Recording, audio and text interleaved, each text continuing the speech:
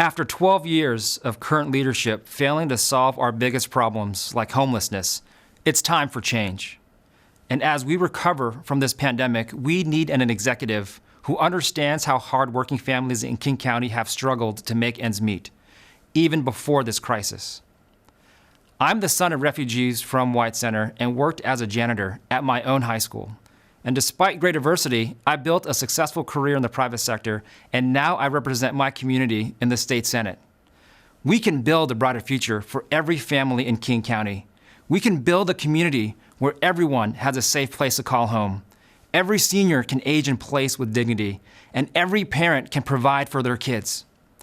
We can achieve all of this if we had an executive who will act with the urgency needed to actually solve problems. For years, the communities I grew up in haven't gotten the same investments to support working people that made my success possible. And as a result, residents of South King County got sick and died from COVID-19 at twice the rates of those in other parts of the county.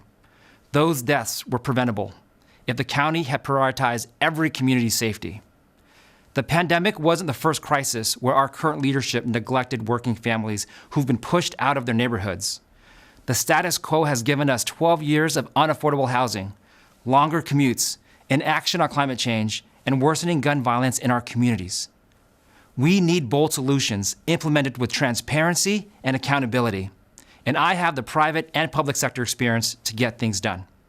Let's get to work.